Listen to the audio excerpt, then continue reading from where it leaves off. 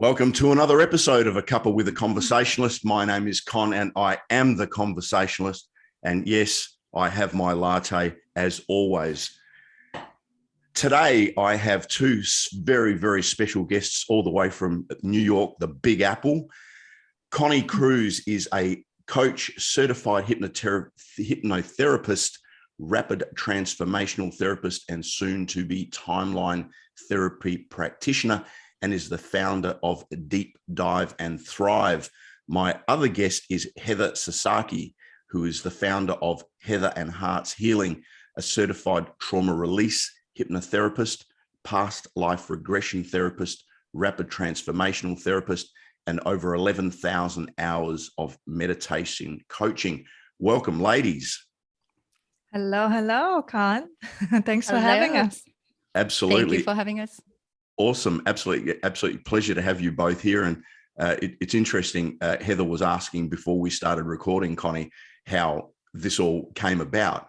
And it's interesting what an absolute small world this has become with social media and indeed a wonderful Zoom.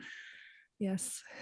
These two amazing ladies are also hosts of their very popular podcast, Two Naked Hypnotherapists.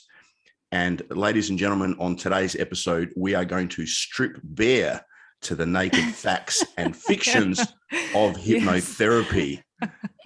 So, Heather, let's start with you. Yes. Both you ladies, your work is indeed very different. And I just want to touch on yours for a moment. Heather, yours is more around releasing childhood trauma behind anxiety, chronic stress, depression, and autoimmune conditions. Yes. Now, you also mentioned in your bio you sent me that you had experienced torture, child abuse, and real bullying. Can you give us a little bit of background on how those experiences led you to the work that you do? Yes. So, as you mentioned, I am a survivor of child abuse involving physical torture. In the process of surviving through each episode of the traumatic event, I recognized something. So when I came out of the traumatic experience with fear of getting hurt again or doubting about myself that I deserve that treatment, my mental, physical, and emotional, and probably spiritual pain was much greater, and then also lasted longer. And on the other hand, when I was able to come out of it with more sort of a self-confidence that I didn't do bad, I didn't do anything wrong, and that that mindset, my pain was not at all. I actually felt less pain, and I came out of the experience much happier state. And so I realized that by using the power of mind determines my experience of that incident. So I started self-hypnotizing myself through meditative state to relieve my fear and pain at the same time. Obviously, I was so young that I did not know what I was doing was self-hypnosis or meditation, but it worked every time. And, here's a caveat to my childhood story, because I realized that when you use the power of the mind, you can actually control the environment and an experience, even though, the experience that I was having was not so pleasant, but I could control internally. And later on, when I found out what I was doing was self-hypnosis and involved with hypnosis and hypnotherapy and the meditation, I was like, why not I share this with my story and to teach other people what they can do. Awesome. And Conny, your background is very, very different. Your background is corporate real estate and construction. And I can imagine corporate real estate and construction would indeed create some levels of stress and anxiety. Oh, yes. But but you, from that, you've gone on in terms of helping people transform their lives with regards to chronic pain, insomnia, addictions, and self-sabotaging behaviours. Now, Yes. are these things that, or conditions that you were experiencing yourself, which then led you onto where you are now? Yes. So I was born with a back condition, with back pain, or actually a curved spine. I think scoliosis, you would call it nowadays. So I've always had chronic back pain and hip pain. So I've suffered from that all my life. And obviously the corporate world and constantly sitting for so many hours a day didn't really help that issue. And then later on, I realized throughout my own healing journey that a lot of this physical back pain or hip pain was much more related to emotional traumas or emotional pain that was trapped emotions, trapped energies that were manifesting as a physical pain. So that's what I've learned throughout my own healing journey. And that's when I got deeper into this field of energy healing and hypnotherapy. In terms of addictions, not so much addictions per se, like people would imagine substance addictions, but there's there's such a thing as emotional addictions. You could be addicted to emotional states.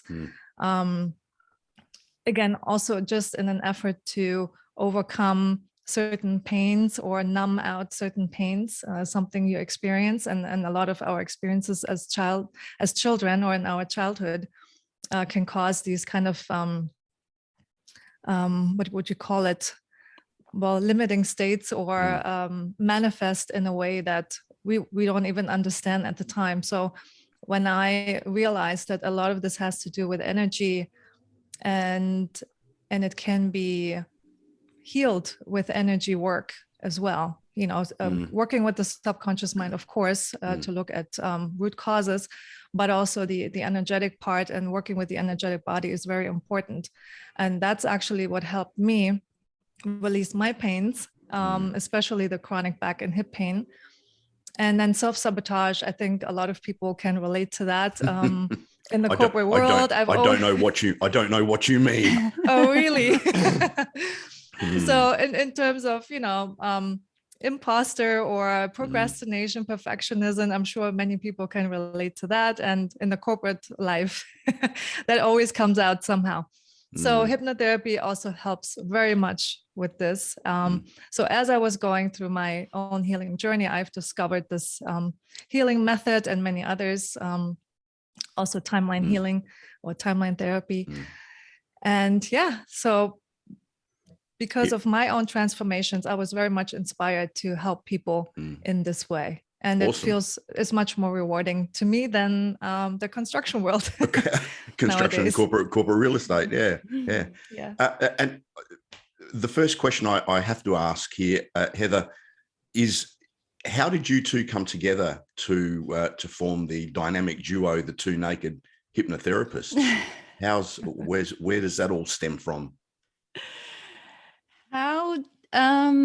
So back in the 2018, we were going through the same thing at that time. We were not friends.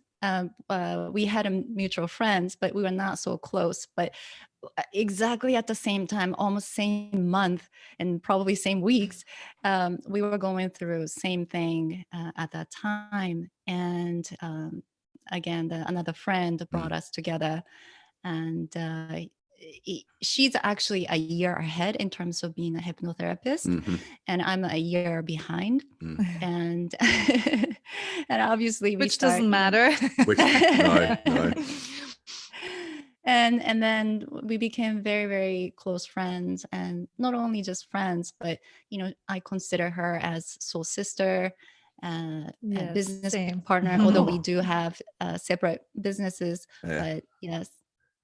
And so the concept of the podcast and indeed the name, how did that come about, Connie? Well, that's all Heather's creation. Ah. Heather is the marketing and branding specialist in her previous life.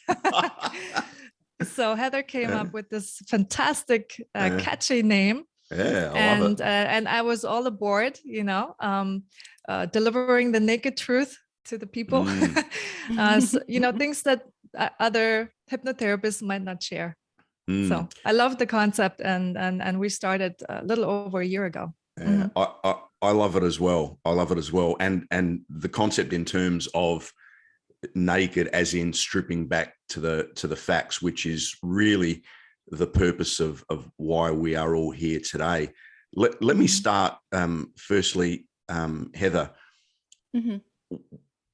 What people, my perception of hypnosis, certainly, and I'm much older than both of you, but hypnosis has this, people conjure this image of watch the watch or watch the shiny coin, and getting people to bark like a dog or walk around on a stage flapping their arms like a chicken. Clearly, that's not what hypnosis is today. So tell us, what is hypnosis? Okay, I will start with what is hypnosis and hypnotherapy, and Connie can explain what is not. So hypnotherapy is a non-invasive therapeutic modality that uses hypnosis to simultaneously relax your mind, relax your brain, and relax your nervous system, which is the body. So you can be more acceptable and suggestible to information that can help improve your life. Because when you are in the conscious state, you may be experiencing, outer, external, or internal stress that blocks you from being open-minded to new ideas or information that could be beneficial to you. So hypnosis can be a simple tool to sort of unstring you from limiting beliefs, so you can be free from what's holding you back faster. So then what is hypnosis? So hypnosis is the induction technique used in hypnotherapy to create that deep, relaxed, trance-like state by switching the brain waves. Now I know what you're thinking, Con. You might be thinking like, oh, no, I don't want anything to do with changing my brain. Brainwave. But that's something that your brain does it automatically every day. So let me explain. For example, right now, Con, your brain waves is so-called beta brain waves, which allows you to process information faster, analyze the situation better at the sonic speed. At the same time, you might be thinking what to ask Connie next. So the beta brain allows you to do multitasking in a split second. Hypnosis can alter this beta brain waves to more relaxing alpha, which is the one notch down from the beta, or two notches down, so-called theta brain waves, to create a deep, relaxed, but aware and the relaxed focus state, if you will. Actually, we go into the hypnotic state every day without knowing that's called a hypnotic state. Do you know? I'm intrigued. So your brain goes to alpha and theta every day upon waking in the morning, and then also right before you drop into the sleep state, which is the delta wave at night. So hypnosis is a natural phenomenon that our body does it automatically every single day. Right. And I actually, can I jump in yes, here real please. quick, Heather? Because I just have something that comes to mind that would explain it really nicely. So think about when you watch a movie or like a sports event, right? And you're so getting caught up in this event that you feel like you're part of it or part of the movie. You're not actually evaluating that movie or the event, and you feel like you're part of this, which that in itself is an hypnotic state.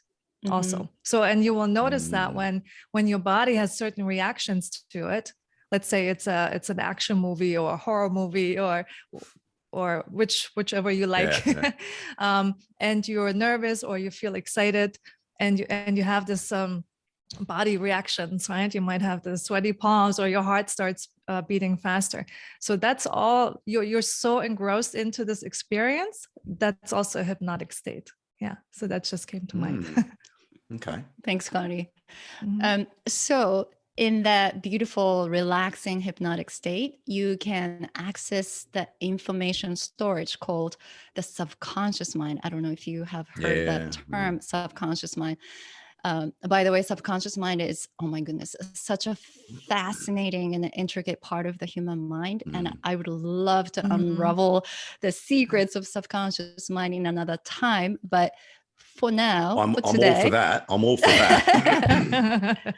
It is fascinating. Yes. Yeah. But I would just say that the subconscious mind is like the infinite cloud storage space where everything you have experienced, I mean, everything that you have experienced in your life is recorded and stored. And the primary purpose of this cloud space, that subconscious mind, is for your survival. So you can survive on this planet one more day, one more minute longer.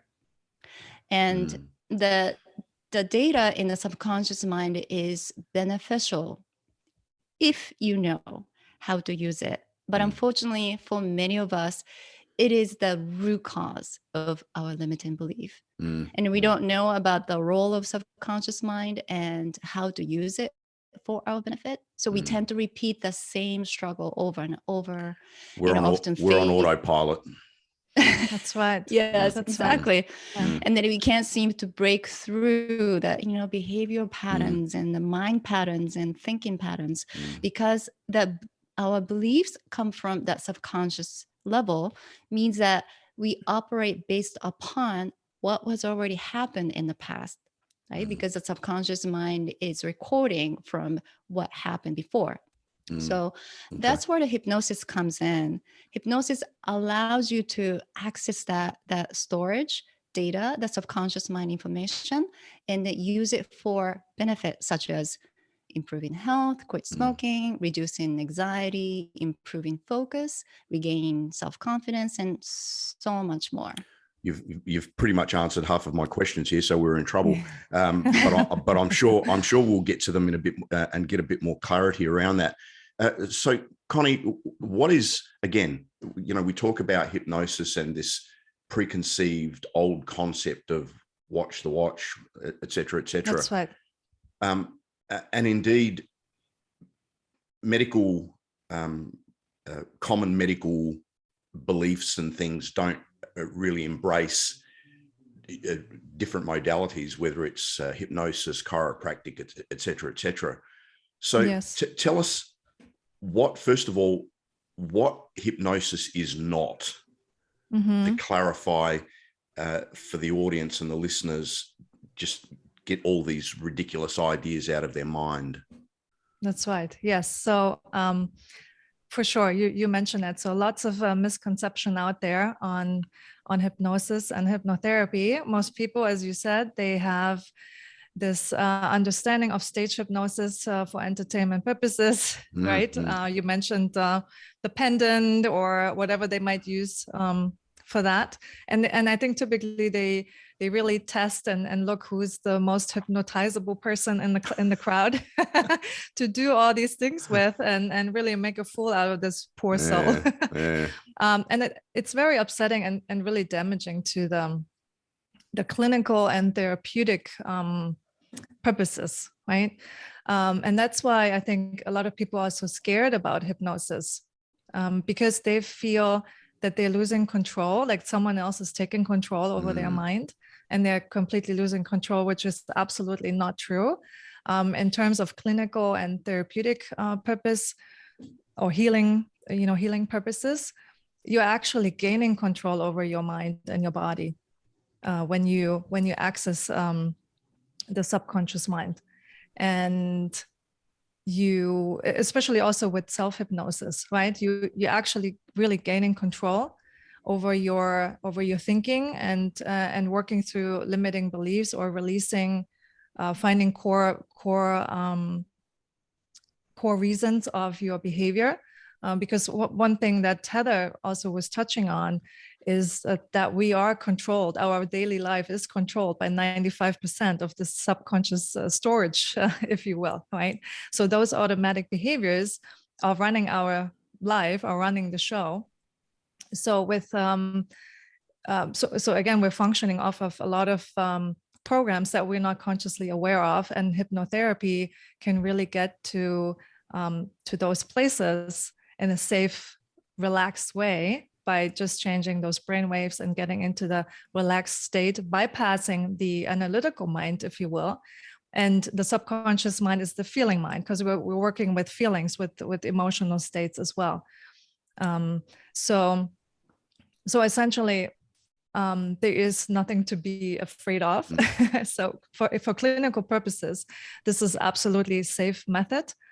But also, on the other hand, it's also not magic. It's not a quick fix. You know, people might feel that, oh, if I do this, then all my problems are gone the next day.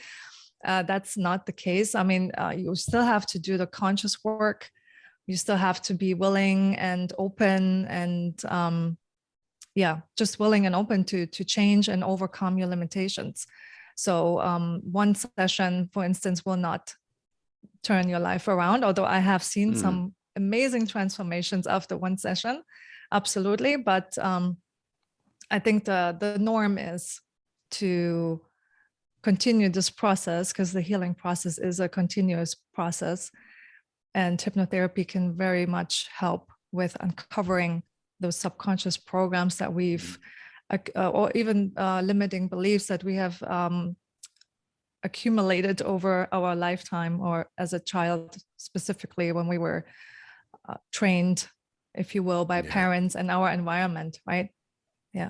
It's interesting that you say one session isn't going to cure all your problems, and it's fascinating how some people have these habits or beliefs that have been accumulated and reinforced in our subconscious for 20, 30, 40 years. That's right. And think one session is going to fix it all.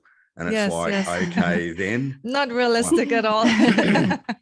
No, where's it that happens magic pill? Sometimes. No, indeed. It happens, yes. What I'd like to touch on, Heather, is we talk about, or you've mentioned, and just for your benefit, with the work that I do in public speaking and communication training, I always talk about the subconscious and conscious, because we know that 95%, as you said, we're driven subconscious behaviors. And I always say to my groups, I can get out of bed in the morning, walk to my coffee machine with my eyes closed, turn it on, and make a cup of coffee, and it's just auto.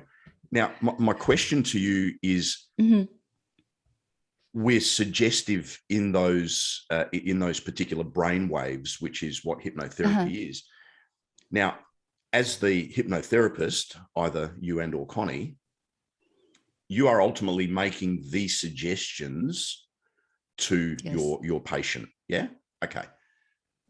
Now, for our listeners who are either skeptical and have an element of fear, what is preventing a let's say not so ethical practitioner instilling or suggesting behaviors that may or may not be beneficial to the patient, or taking advantage of? Does that make sense? Does my question make sense? Are you asking if the suggestions? So what I'm asking is that you, as the therapist, in the process of hypnotherapy, you're making suggestions to your patient. Yes? Yes, according to what they shared with us in a previous conversation. Yes. Okay. What is preventing, and I'm not suggesting you, but an unscrupulous practitioner, what is preventing them from making suggestions to the patient that is not in their best interest? Conny, would you like to share that? What protection mechanism is there? from what I know, the subconscious mind would not allow that. So if you were given an example, let's say, you might say the suggestion would be, when I say a certain word, you will sign this contract and you will, as an exaggeration, give me your house Yeah, or something like that. That's not possible because again, we're not talking stage hypnosis where it appears that someone is controlling your behaviors. Okay. In this sense, the way we work, you're fully conscious. We're actually having the conversation just like we're having it right now. Okay. Just your eyes are closed.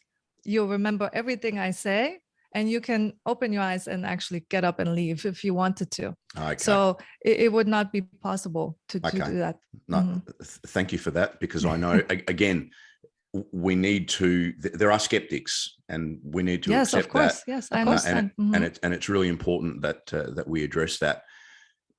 You talk about, and in your work, I'll touch on your work, Heather, firstly, in terms of traumas, which producing anxiety, chronic stress, and a whole range of other diseases. Is it, your patient comes to you and you're having conversation, and as a patient, I'm not necessarily aware. I understand I have these symptoms, these manifestations, but I'm not necessarily aware of what the root cause is. Right. How do you find that? Because is it fair to say that you need to know what the root cause is before you can eliminate the manifestation? No? We wouldn't know. Heather is shaking her head violently for the listeners. Great. So tell me about that. Let me explain. Please. So Connie and I are not magician or, so we wouldn't not know. I mean, we might know our root cause of, trauma, but we would not know other people's root cause of the symptoms or anxiety or certain life challenges. What we do is to navigate through their subconscious mind journey, if you will. So they're the one actually finding out the root cause of that particular emotion, where it's coming from. And obviously, during the so-called, induction, that hypnosis, that we suggest that to match with the feeling or emotion or experience that you are experiencing, and then asking, their subconscious mind to take you to where all it began. And what was the environment? What did you perceive? What you experiencing at that time? And then they can actually understand, oh my goodness, I didn't remember when I was 5 years old. My brother took my favorite toy and hid it. And, I thought I was not lovable. I mean, I'm just making it up. Yeah. No, I understand that. Yeah. Right. So, it is fascinating that memories that they did not remember, but it was stored in a subconscious storage space, that when subconscious mind is suggested to go back to when, then subconscious mind can immediately takes you to that place when you ask, and then brings back that memories, not to relive in that memory, but so that you can review and you can evaluate if it is relevant to you. For example, let's say when you are 5 years old, you were bullied at the school, okay? And what you experienced was, you are always different, okay? Nobody likes you, okay? And you are not enough. Okay, so that was what you concluded as a 5 years old being bullied at school. Okay, let's say you turn to 35 or 40 years old and then revisited that same scene. Obviously, your brain is more developed. Emotionally, you are matured, and you can actually have more life experiences to assess the incident more in adult way. So, 35, 40 years old version of you looking back that incident and say, wow, I was so brave standing up for myself, or you could say, oh dear, those bullies were so insecure about themselves that they had to pick on to feel good about themselves, right? So then your perception of the image or the experience from the 5 years old can immediately transform to something else. But what if you never visited that scene ever again? And then you continue to believe that you are different, right? And then you are not enough and nobody likes you for the rest of your life. So hypnosis and hypnotherapy can help you to kind of identify and restore the memory as who you are today in the current life, and transform the beliefs and also the images of your subconscious mind, so that you can move forward from that 5-year-old version of you. Does it make sense? Is it, but make absolute perfect sense. Is it to simplify it for, because I'm need simple, is it a simplistic way of effectively reframing? Yes. Yeah. Reframing, rewiring. Yes. So it's reframing the situation. Mm-hmm. Conny, you talk about, and your speciality is indeed pain and self-sabotaging behaviours and the like. Mm-hmm. Now, there's a couple of questions here I have. The first one is, much pain in certain people is as a result of an accident, whether it's a motor vehicle accident or falling off a ladder or whatever the case may be. Yes. Mm-hmm. And the doctors will tell you that there's medical reasons behind it, herniated discs, whatever the case may be. Now, my question is hypnotherapy of value to patients with that typical condition, or is it something where, as you said, you were born with a condition? Mm-hmm. So I would distinguish between long-term. So when you talk chronic, so I would distinguish between the chronic pain and acute pain. So if something happens from an accident, then obviously that needs medical attention. And hypnosis is very effective in terms of pain management. So that's definitely proven and scientifically recorded that hypnosis is very much effective for pain management, for this even long-term pain that results from an accident and such. We even have, or I use a process called cell command therapy, which is part of the hypnotic work that I do. And I think Heather might use it too. So yes. it's basically, again, the cells, having the understanding that your cells have their own consciousness, you can then command them to go back to their original blueprint, which is the healthy blueprint. So that's also something that can be done with the hypnosis or hypnotherapy work. So that will be one aspect. In terms of chronic pain that lasts or you've been suffering from for a long time, there could also be metaphysical reasons. And now we're getting back into the energetic body as well, right? So I'm not looking, or Heather and I, we're not looking at just the physical symptoms like a doctor would. We're taking the whole system into consideration, which is the mental body, emotional body, spiritual body as well.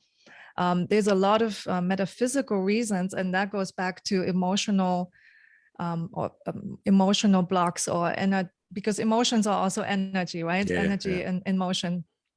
So when certain emotions get trapped because of a trauma, emotions were not released, especially the lower emotions, right? Like anger, shame, guilt that we experience. A good example is what Heather just mentioned, the bullying example. If this is not released, and usually as a child, we don't know how to release it, or our parents don't know how to help us go through this, these emotions, these energies get trapped, and they can then, as they're festering in this area of the body, can then cause a disease, right? Some certain manifestation of symptoms of disease.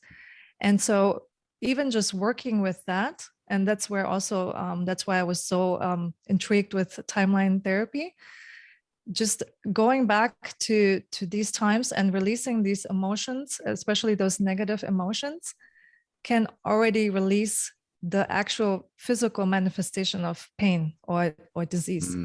I had a great example. I just spoke with one of my clients that was coming to me with chronic shoulder pain, and I was working with her solely on releasing trapped emotions. And she just told me today that her shoulder has been so much better compared to many months of pain that she could hardly lift her arm.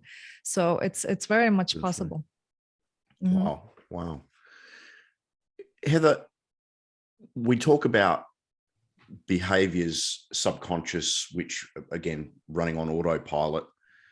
Two of the biggest things that I see, particularly in the work that I do, is procrastination and low self-esteem. You know, people say that they fear speaking in public, and I always tell them that they don't actually fear speaking in public. There's a deeper fear attached to it, whether it's fear of rejection, fear of ridicule, fear of whatever. Yes. So from a hypnotherapy perspective, is that a potential solution for procrastination? Absolutely. Okay. Because prolonging doing something that helps you is the fear of either success or fear of being seen, fear of change. Okay, Because, can I just interrupt you there very quickly? I'm a little yes. bit concerned. Do you guys have a camera in my house and my behaviors? Because it's just like, this is freaky. Please continue. I'm the king of procrastination, I've got to tell you. Please continue. So people who tend to put that things on the side and accumulate the to-do list over and over and over, they have fear of success, fear of being seen, and fear of the change. Because again, remember if I said the purpose of the subconscious mind is to keep you alive. It's a survival mechanism, right? So if you are not consciously talking to this behavior that I am not afraid of the success, I am looking for this change, right?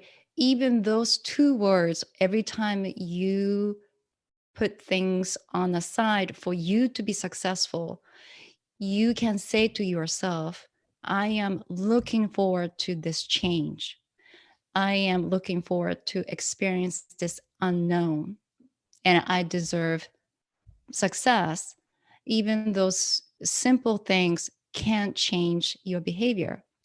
Now, remind you that the fight or flight nervous response, which is the sympathetic nervous system response, it is an incredible survival mechanism. As we all know, we need to survive, right? So that's something that our brain and nervous system do it for us for throughout our lives. But between the brain, what it thinks, and how the nervous system responds is also based upon what we believe at the subconscious level. So by using the subconscious data, you can actually re-educate your body, the nervous system, and then the brain to when is appropriate time for survival and when is not. And obviously, aiming for your success is not a time for survival. It is time to thrive. So you can actually reteach your brain and nervous system that this feeling of like agitation of aiming for the success, this fear of success is something that I'm looking for, then your brain and the nervous system, oh, how come you didn't say so earlier? Then I will support, or we will support you, 100%. And you can actually achieve a lot more, a lot easier. This is a free consult here, isn't it, really? I have Conny, something that I want to share as well for that. Yeah, please. Because you work with public speaking. Yeah. And it's also really the words that you and similar to what Heather was just talking about, the words that you speak, the words you say to yourself are very, very important, because you're actually communicating with that nervous system of yours. So as the example for public speaking, if one person were to go in and say, be obviously nervous, which is normal before a speaking event, but would go ahead and be like, oh my God, this is killing me. I cannot do this. This is gonna, I'm gonna pass out. I'm gonna faint. I'm not gonna survive this. This is horrible, right? So then the body is completely thrown into this danger mode, that there is a major threat that's happening outside, and we need to prevent it at all costs. So then the person might get sick or whatever might happen, to prevent, again, for protection mechanism, to prevent this from happening. Now, if you were to turn it around and say, oh my God, I love public speaking. I can't wait to do this. I know it's going to be amazing. And I love to do this. And I choose to do this because I really, really want this. And then, just like Heather said, the mind would be like, oh, that's awesome. So we're doing this. I'm going to fully support you if that's what you want. So it's really the words you say to yourself are very, very important. Mm-hmm. I'm really delighted to hear both of you reinforce that, because it's two things that is part of what I do, and it's Mel Robbins. I'm not sure if you've heard of Mel Robbins. Yes. The 5-second rule. Yes. And yep. What I learned from her was the technique of reframing in terms of, rather than telling yourself that you're terrified and you're going to be a failure or whatever, that you're excited about this opportunity. And it's, pardon me, and it's something that I always teach my students about reframing, because we know the physical manifestations of fear and excitement are the same. Yes. So it's really huge for me to hear you two reinforce that perspective in terms of the language, the words that we're using, the conversations that we're having with ourselves, how important and how impactful they are in the ultimate outcomes of our actions. I'd like to touch, Heather, on the discussion we had earlier in terms of the level, the states of the brains, the different wave types. And you made an interesting point about the brain is naturally in those states, just as we're dozing off or, going to bed at night. Yes. And when we're waking up first thing in the morning. So I have two parts to this. The first part is this why it is so important that when we talk affirmations, that we're reading them before we go to bed and as we get up? Is that the science and the logic behind it? Yes, because absolutely. We're so impressionable, because we're so impressionable at that time. That's when you have access to the subconscious mind, so you can actually reframe naturally to your subconscious mind upon waking and going to sleep. And those are the two times, the best time to meditate as well. Best time to meditate as well? Yes. So first thing in the morning and before you go to bed at night? Yes. Okay. Out of curiosity then, what is your perspective, Conny, in terms of, I listen and see many other coaches and the like in a range of different modalities, whether it's business, life, etc., and they're meditating multiple times during the day. Is that as effective? Is it unnecessary because our brain is not in the right state? Or should we just stick to morning and night? What are your thoughts? Well, I think morning and night, because of the signs and the brainwave states, are obviously the best. I agree to that. But I feel, there's also, you can do brainwave entrainment. You can train yourself to get into the alpha state in seconds. There are ways to entrain yourself.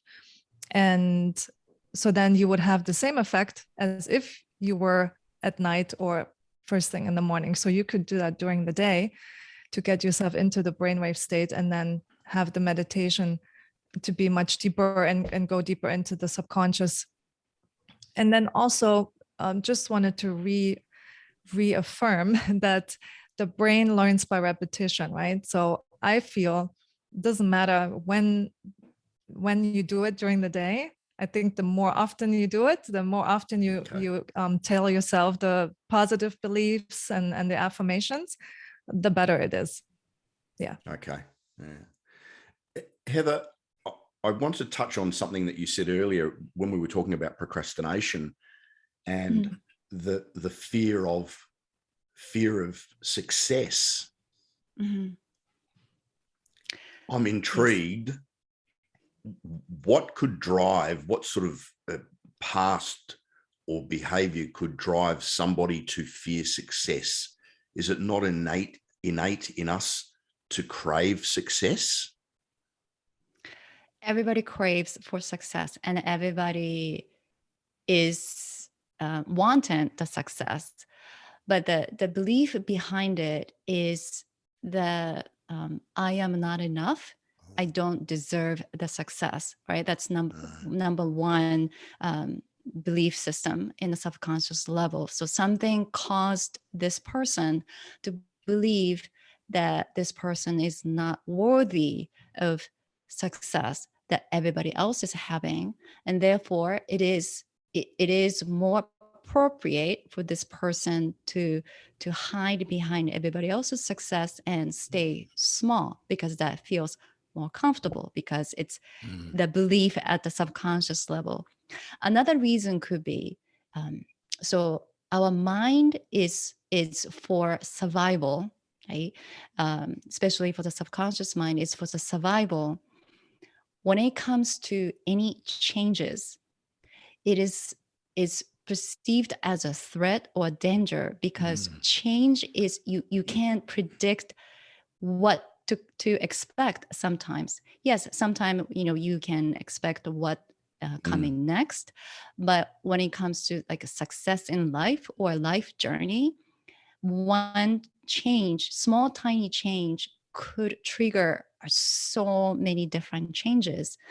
And that brain and your mind thinks and perceive as a threat or danger, because mind likes to be in known, like everybody else, because unknown is dangerous, or it could be a threatening situation. So fear of the unknown. Yes. Yes. Okay. I actually come up with another, I didn't come up with that, but there is another core belief aside from not being good enough. You can take credit for it, Connie. Another core belief I want to mention is that it could be that it's not available to them. So that's a very deep belief as well. Success is not available to me. Love is not available to me. Those kind of things. Wealth is not available to me because, again, of some belief system that was created in childhood that supports that. Yeah. Answered a lot of my problems. So here's the big question. You guys, obviously, I shouldn't guess, but I'm going to guess here. Most of your work is in-person work. Is that correct or not? It Online used to be and in person. Yeah. Okay. Yeah, more in person before the pandemic, yes, but it can be either way. That is my next question, Connie. So for the listeners and viewers of this, obviously in the posts we'll be tagging you guys and mentioning your businesses and obviously your podcast as well. If people want to reach out to you, is hypnotherapy a practical strategy when done not in person? So can it be done in this format? If I reached out to you guys and said, guys, I'm open to this, let's get rid of this procrastination and this fear of success and whatever other problems there are, is it something that can be done via Zoom? Absolutely. Yes. Yes. I actually do the majority of my sessions via Zoom, even before the pandemic, because I work with people from all over the world. So, I can have a client in Mexico or in Europe. Yeah. Okay. So it's and it's the just same, it's same just concept. as effective. Just as effective. Yes, absolutely. Yeah. Mm-hmm. Awesome. Ladies, it's been an absolute pleasure having you both on the program. Very, very enlightening. I have no doubt that our audience will gain enormous benefit and take a completely different perspective of hypnotherapy and indeed the tremendous benefits that both of you, very, very talented ladies, bring in your field of speciality. And on behalf of my audience, I'd like to thank you both for your very valuable time this morning or afternoon for you. Thank you so much. It was so amazing to share with you our knowledge and share with your audience as well. Mm-hmm. Thank you very much. Thank you for having us. No, absolute pleasure. Ladies and gentlemen, my name is Con. I am the conversationalist, and we have been stripping down bare naked facts about hypnotherapy with Conny Cruz and Heather Sasaki, all the way from New York. My name is Con. I am the conversationalist, and until next time, bye for now.